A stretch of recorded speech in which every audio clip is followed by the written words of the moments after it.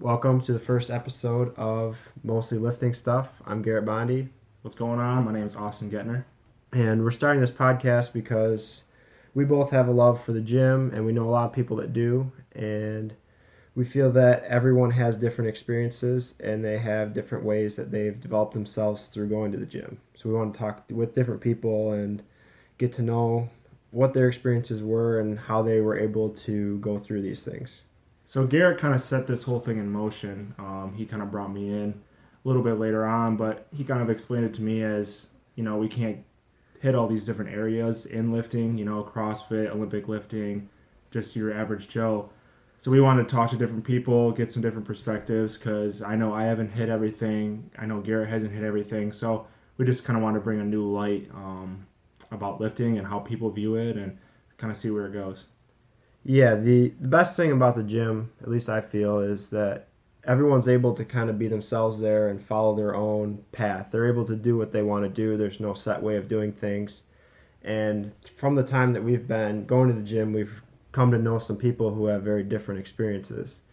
And those experiences are much different than our own.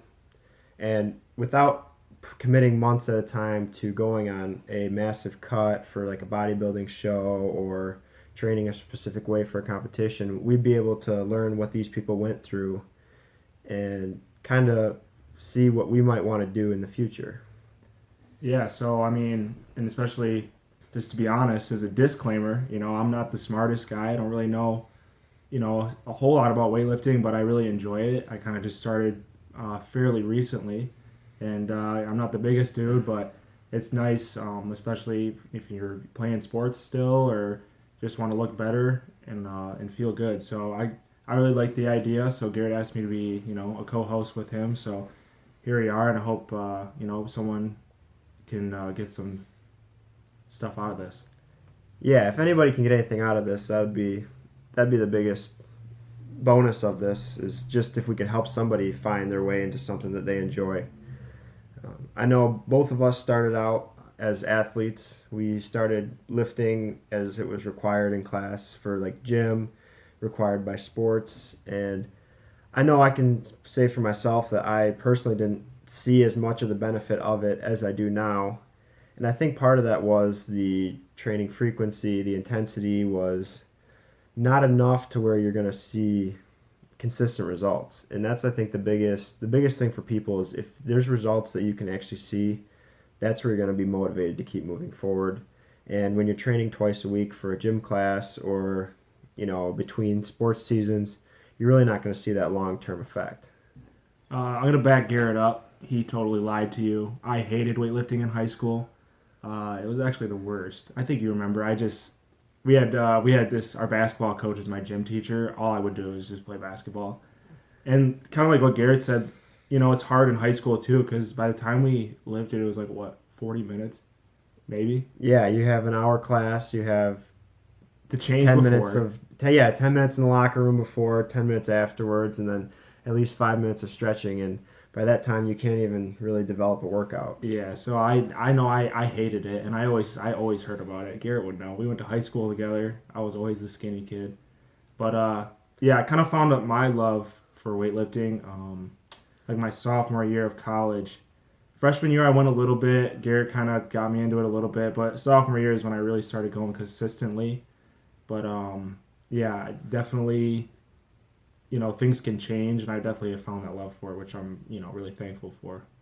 Yeah, and I think when you're in high school, when you're younger, you don't really have the structured schedule that allows for weightlifting as much.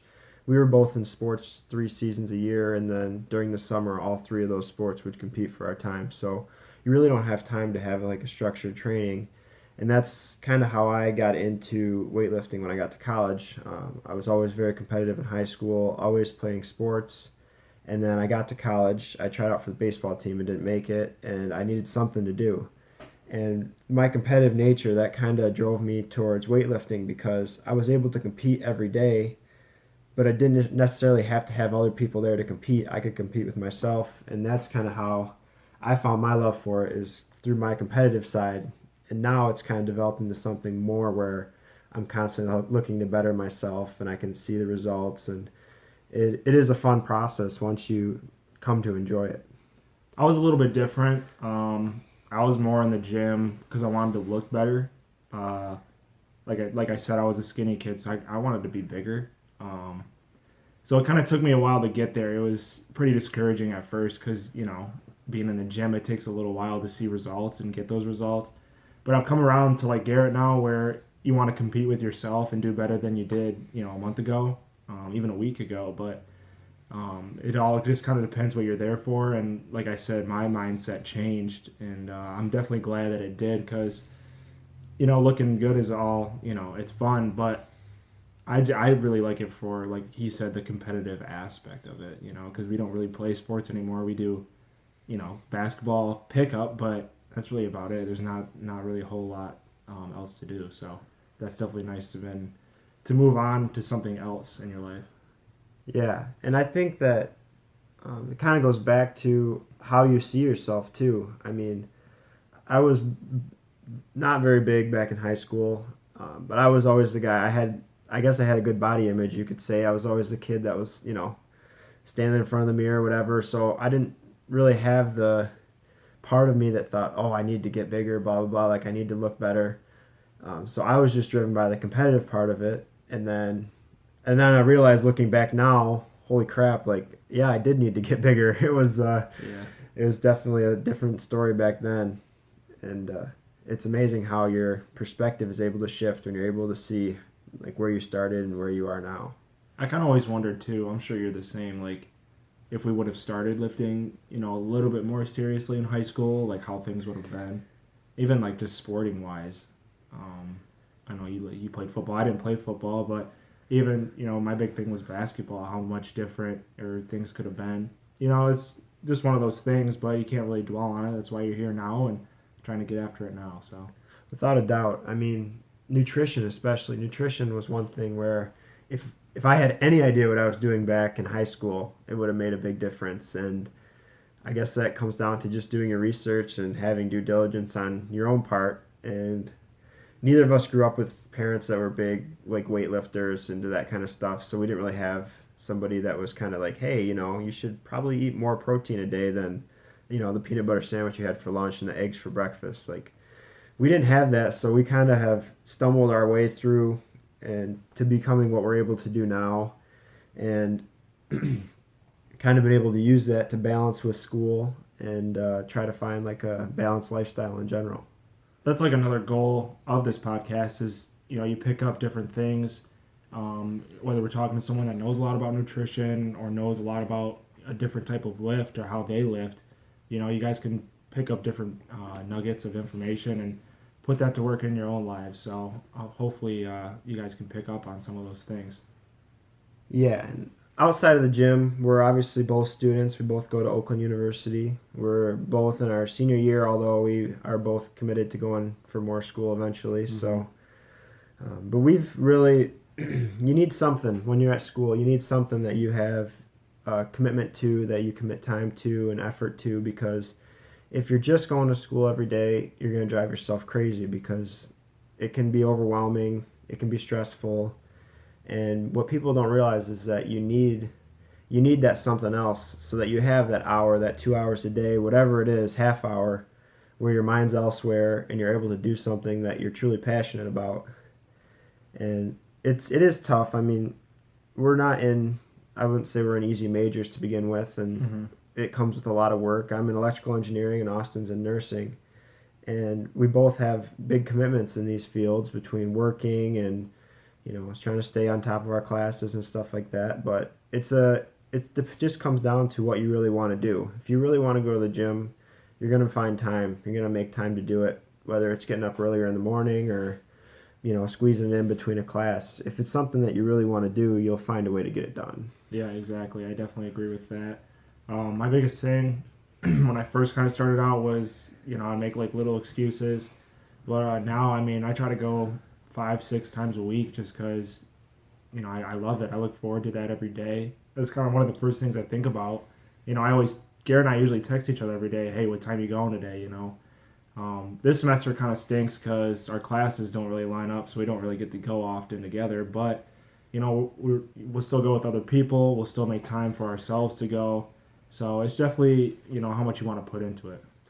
Yeah, and we, by keeping tabs on each other like that, not only are we, looking for time that we can go to the gym together, but we're also kind of keeping each other on track. I could text Austen. We're actually doing the same training program right now, which is a strength-based program. And if I text Austen, hey, you want to go do, day 3 with me this week? And he says, oh, well, I was slacking a little bit. I'm on day 2 right now. So I said, well, I'll do day 3 tomorrow. So why don't you get caught up? So it just kind of has that balance where you're able to keep each other going and keep each other on the right page. And eventually you both are able to get better because of that. Yeah, exactly. I definitely agree. And for me, I like the gym too, kind of as a social aspect. I know we've met tons of people, and that's kind of another thing with this show is we want to get those people out and get their voices heard. So I'm definitely really excited about that. Yeah, just by being there, because you got to figure there's a lot of people that are going there every day. That we have stuff in common with them. They're all students, and then once we're at the gym, we have some similarities with these people, and then we have some big differences, and everybody's able to respect each other for the differences because they don't exactly know what those experiences are like. So hopefully we can get those people to come and be a part of this podcast and share some of those experiences. I know we both have friends that we've made at the gym that do things a lot differently than we do, but there's no right or wrong way. So we're able to learn from them in that sense. Yeah, no, exactly. And like I said, that's what I'm really excited for because, sometimes at the gym you only talk for a minute here, a minute there. So it'll be nice to actually sit down and get these people, get their background stories, why they're going to the gym, why they do what they do. And it'll be a learning experience for us too, because like we said, we're not experts by any means. We're just a couple kids that go to school and like to work out. So it's going to be really good, I think. And that's the other thing too. I mean, we see these people all the time, and there's people that, you talk to them, you say hello, but outside of their first name and what they do at the gym, that's about as far as our knowledge goes about these people. So Yep. it's just good to learn, what drives them, what motivates them, and even stuff that's not quite as, weightlifting related, like what kind of nutrition are they following, even like what kind of music they listen to, what are their best experiences at the gym, like what are their favorite lifts, like all that stuff can kind of be shared, and people can kind of pull from that when forming their own like profile basically. Yeah, no, definitely. Just because everyone's so different, and you can pick and choose what you want, take it if you want to use it, leave it if you don't, and that's the whole beauty of this. So it's gonna be really nice meeting these, not meeting, but getting to know these people a little bit more. Yeah, and just being able to have an open dialogue where they're able to share exactly how they feel, exactly what they do. We're not here to judge them because they could judge us back twice as hard as we could judge them to begin with. So it's just good to give people an opportunity to let their voice be heard, give some reasoning, and hopefully there's people out there that are thinking about doing something, and from these talks they could look back and say, hey, maybe it is a good idea to pursue this, or maybe that's not exactly what I want to get into. Because I think with every aspect there's the part of it that you see when you see people posting stuff online and you see people sharing things, but there's a lot of things that you don't see. I mean, you might see the picture of somebody doing a bodybuilding show and they look awesome. They got their tan all wiped on. They got the bright lights shining on them, and they just look great. But what you don't see about that is the 3 weeks of workouts they did on like no carbs. The brutal workouts that they had to do beforehand. Yeah, I know exactly. Yeah, when they're going through a cut or something like that, these workouts, you have no desire to go to the gym at this point in that. So it really is glorified by being able to only see people at their highlights, and it's kind of fun to see the whole picture. I like it too because all these people that we want to get on the show, they're all just like you and I. We're not pros at anything. We're just people that like to do it, and that's nice too because there's no politics behind it. It's just raw like emotion, and you love going to the gym. So I think that's going to work out really well. And then they can talk about, how they like to work out and what they don't like to do, and if they do. I mean, some people even do shows and what they do like about it and what they don't like, and their workouts leading up to it. So it kind of all just depends. And some people, I know some people just go to the gym and they're not sure what they're doing. So they kind of just, they find a very basic program and they follow these things. And, maybe by having a conversation like this, they would be able to look and say, yeah, that is something that I'd want to do, whether it be, like a powerlifting or like a bodybuilding split or whatever it is. They can learn from this and learn about those experiences. I know I kind of consider myself to be like a casual power lifter. Yeah, yep. Definitely, I just enjoy lifting heavy stuff. I like challenging myself. That goes back to my competitive nature. And I have friends at the gym that do actual powerlifting, and I love hearing about their experiences and like what they're going through, because I could see myself going down that path. So I think that learning more about it really opens your doors and allows you to be able to actually do stuff like that. Yeah, and one of my buddies that I actually kind of started lifting with, and he was a bodybuilder. He did shows, he did the whole 9 yards, and now he just goes, kind of not really religiously anymore, but he's still going, and he's not trying to do shows or anything. But it's cool. It was cool to hear his stories about how he got there and what it had to take to get there, and even though he's not pro, there was politics behind that. He didn't coach himself, or he coached himself, and that kind of had an effect on his shows. And it's always cool to get that perspective, because I'm nowhere near going to be able to do anything like that, soon. But it is nice to hear about that. So Yeah, and I think a lot of people overlook too. They just see what goes on at the gym. They don't see people's nutrition and how they take care of themselves outside the gym, because I think I've heard the comparison. It's like 60-40, like kitchen to gym, for how healthy you're actually going to be and how much you're actually going to get out of going to the gym. And I feel like nutrition gets totally overlooked, and it's either as simple as you want to make it or as complicated as you want to make it. And I think people get lost in that wash of trying to either overcomplicate it or trying to oversimplify it, and they don't get the results that they actually want to see. yeah, I was definitely there when we first started kind of talking about like eating better, because like when we moved out of the dorms, here we are, these two kids that don't really know how to cook a whole lot.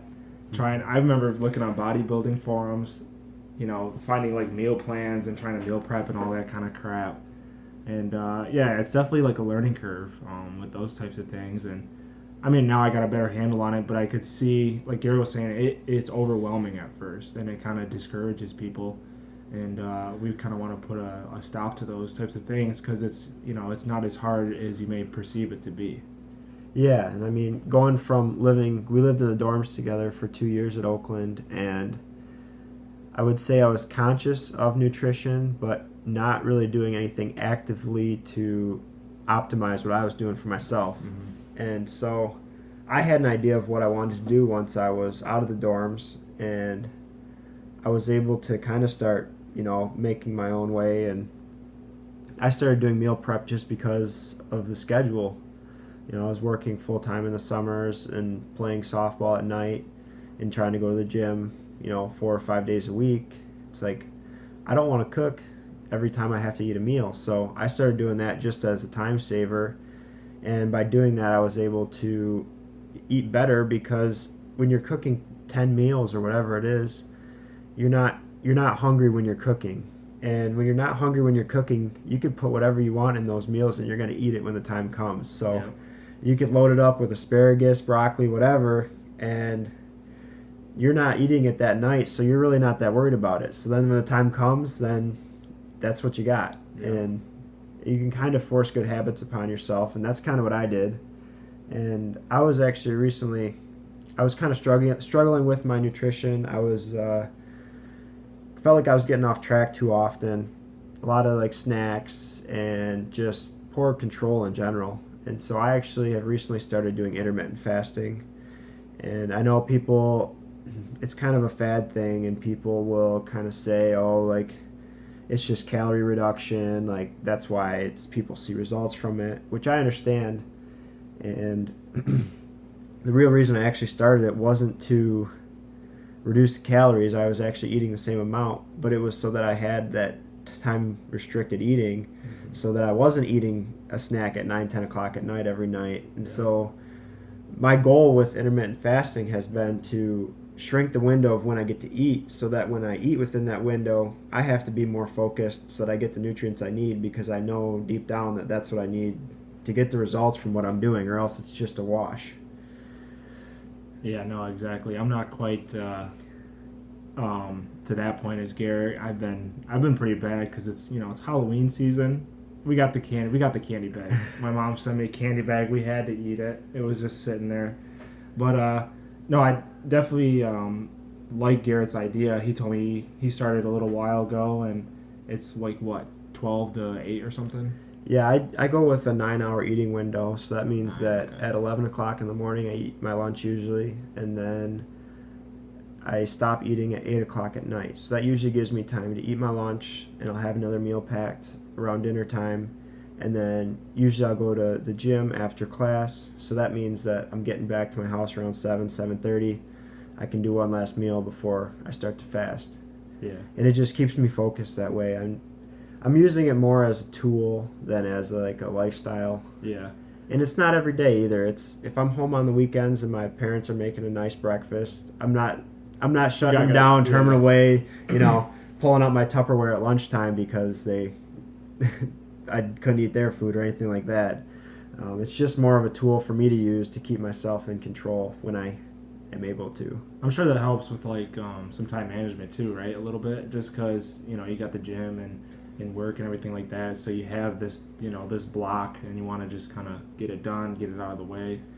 Yeah, it's definitely nice because in the morning I get up, I pack my bags for work, and I'm out of the house. I don't have to worry about cooking breakfast. I don't have to worry about cleaning up. I'm out of the house, and then from that time until I eat my lunch, I'm not really even thinking about food. I'm just kind of going about my day, doing my work. I'm not preoccupied with food, where otherwise I might be thinking, maybe it's time for me to eat something. I need to do this or do that. So it is nice to not have to worry about it at all. And you don't even think about it really after the first week or so. You don't really think about missing breakfast.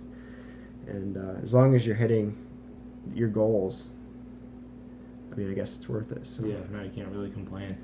I kind of do a little bit of meal prep, more in the fact that I don't like grocery shopping and I don't like cooking, if I'm being honest. So that's why I kind of do it. I go grocery shopping one day and I usually try to cook everything, that day or the next, and just get it out of the way, because I just don't like doing it. And so that's like my motivating factor behind the way I do it. And I don't really do the intermittent fasting or anything. Definitely snacks is something I need to work on though. So, that's another thing that maybe I could pick up from someone else if they have a healthy snack, which is what we're hoping for. But so yeah, it all kind of just depends, how much you want to get out of it. Yeah, and you just have to figure out what works for you and what you're willing to do as far as what sacrifices you're willing to make, and like what all you want to get out of it. If you're just looking to go to the gym because you want to maintain a body weight, you want to stay a little bit in shape, like I have nothing against those people. I don't care if you're not if you're not deadlifting or something like that. I'm not against somebody because they're not doing that, because everybody that's there is trying to better themselves in some way. Yep. There's no wrong way to better yourself when you're at the gym. Obviously if your form is so horrendous that you're going to get messed up, then I hope somebody will help you, or hopefully I'd have the courage to help you. But yeah, besides that, anybody's there making themselves better. So yeah, no, and that's the nice thing too, is when you go to the gym, you have all sorts of expertise, levels, and a lot of years of experience between people. And if it's your first time there, I'm sure if you ask somebody, they wouldn't mind helping you out. I know for me, one of my things first going was I was always discouraged by, not being the strongest one there, or like not really knowing what I'm doing. And sometimes that it was hard to go just because I was like, well, the gym is a judgmental place and everyone's looking at me. Well, when you think about it, everyone started off in the same boat, and it's just getting over the hump and realizing that really no one cares. Like you're there, they're doing their own thing, you're doing your thing, and that's all there really is to it. And if you need help, no one's gonna say no. Right, and if somebody is at the gym and they're more worried about what you're doing than what they're doing, they got bigger problems than paying attention to you. And I think it's funny that it's such a spectrum of being at the gym. You're kind of in your own cocoon when you're at a certain gym for a while. And going to Oakland, I feel like when I'm there, I'm one of the stronger people. But if I go 5 minutes down the road to a different gym, like I was talking to the one kid that powerlifts at our gym, Matt, and he goes to Rochester Performance Gym, and they train world championship powerlifters. If I walked in the doors of that gym, I'm in like the bottom 5% of people based on strength. So it's totally a spectrum, and people get caught up in comparing themselves to other people, and it's like, well, how many years of experience? It's a big world. Everyone's on different levels, different amounts of experience. Like you can't draw that line from you to another person and try to measure yourself. It just doesn't. It's not going to work that way. Definitely. And like you said, you go to this other gym and then you're in the bottom. Well, that guy's probably been Olympic lifting for X amount of years compared to us who've been doing it for 4 years. Right. And then that's the great thing about it too, is no matter how much experience you have with something, there's always someone who's had more, or they haven't had, or they've had just as much experience, but they have different experience, so they're able to use a different technique in order to improve a certain lift, or they're able to work a certain muscle a certain way that you haven't done before, and you're able to develop and expand your horizons based on what this person was able to show you. Yeah, no, exactly. And that's the nice thing too, like you said, and we've said it a few times, you just get that different experience, and then maybe it'll give you a different outlook on how you want to go about being at the gym, or how you want to go about your nutrition, or how you want to go about preparing for the gym or after the gym, or making time. It just doesn't really matter. And it's not like you even have to go to the gym to be stronger or look better. I kind of like it too, because now when we play sports, it helps out a little bit, and it's just all about that experience and what you want to get out of it. Yeah, definitely, especially with sports. And you don't even have to go to an actual gym. I mean, there's plenty of people that are able to, they have a couple weights at home and they like to go for runs, and they're able to stay in excellent shape that way. There's no right or wrong way to do it. And with sports especially, I really noticed a difference in my athletic abilities once I actually started focusing on the lifting. You can just see yourself. You can see yourself jumping higher. You can, feel yourself going up when you're playing basketball and getting a rebound that, 6 months ago you would have got out and jumped for it. And it's just a good feeling to be able to know that what you're doing is paying off. Yeah, no, exactly.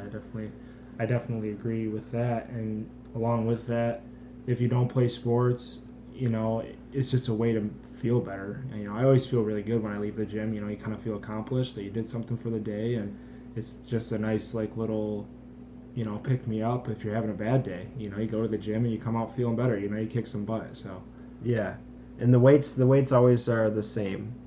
Some days you're gonna go in there and they're gonna feel like the heaviest thing in the world, and other days it's gonna feel like they're light as air, and that kind of reflects life. You got your ups and downs, but the gym is always kind of the constant where you can kind of go to find yourself when you need that extra little bit. Mm-hmm. Yeah, exactly. Well, hopefully, if you made it this far, you'll come back and listen to us on the next show. Hopefully, we'll have an actual guest next time. Yeah, definitely gonna have a guest. Not sure, we haven't decided who yet, but no, it'll definitely be interesting. Throwing a third party in, and we'll hit them with the hard questions, see how it goes. But definitely. And if you have any feedback, feel free to leave us a comment or anything like that. And thank you for listening. Appreciate it. Thank you.